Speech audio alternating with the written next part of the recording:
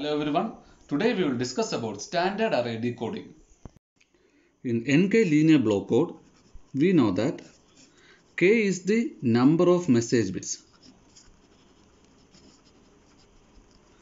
used for generating n-bit code word. We know that with K bits there are 2 raised to K possible message sequences.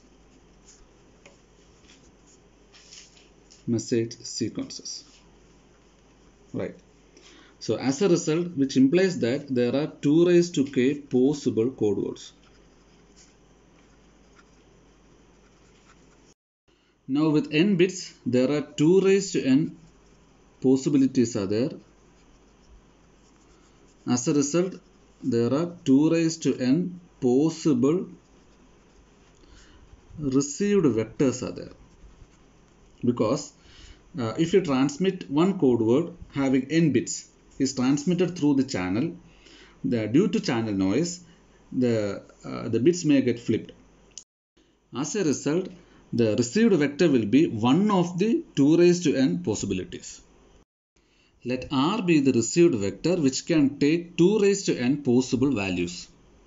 Now the receiver has the job of partitioning 2 raised to n possible received vectors into 2 raised to k disjoint subset, which is designated as d1, d2, etc. d2 raised to k, in such a way that ith subset di corresponds to the code vector ci.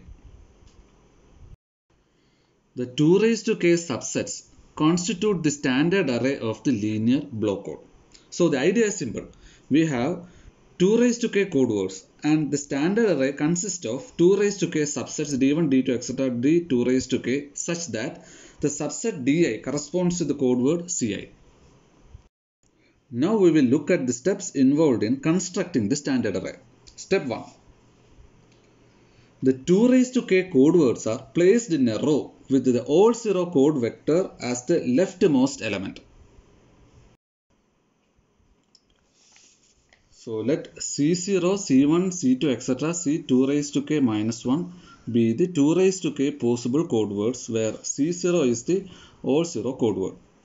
So by step number 1, we will place these code words as the first row of standard array. That is C0, C1, C2, etc. C2 raised to k minus 1. So this forms the first row of standard array.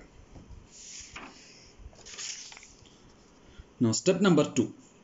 An error pattern E1 is picked and is placed under C0. And a second row is formed by adding E1 to each of the remaining code vectors in the first row. So that is, I will choose an error pattern E1 and is placed under the all 0 code word C0. Now a second row is completed by adding E1 to each code word present in the first row. That is, so next element will be C1 plus E1, C2 plus E1, etc. C2 raised to k minus 1 plus E1. Also, this we will consider E0 also. What is E0? E0 is all 0 error pattern.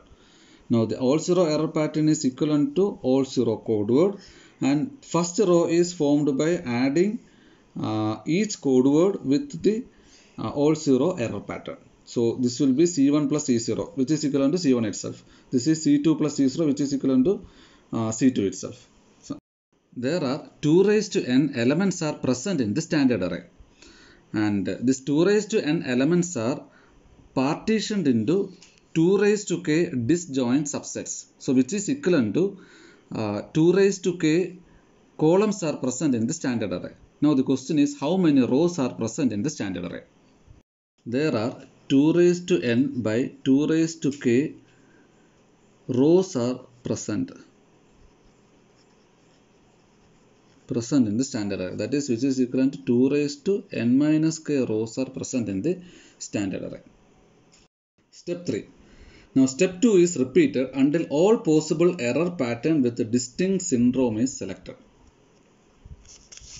So now we will select E2 and next element will be C1 plus E2, C2 plus E2, etc. C2 raised to k minus 1 plus E2, then E3, C1 plus E3, C2 plus E3, etc. C2 raised to k minus 1 plus E3, etc. We have E2 raised to n minus k minus 1, C1 plus E2 raised to n minus k minus 1, etc. C2 raised to k minus 1 plus E2 raised to n minus k minus 1, and hence completed the standard array. The 2 raised to n minus k rows of the array represents the coset of the code. Coset. And the first element in each row, that is E1, E2, etc., E2 raised to n minus k minus 1, represents the coset leader. The coset leader corresponding to the received vector gives the location of the error, and the top n tuple is the transmitted code vector. Here E1, E2, etc. represents the single bit error pattern. If n less than 2 raised to n minus k, we may list all double error pattern, then all triple error pattern until we have 2 raised to n minus k entries in the first column.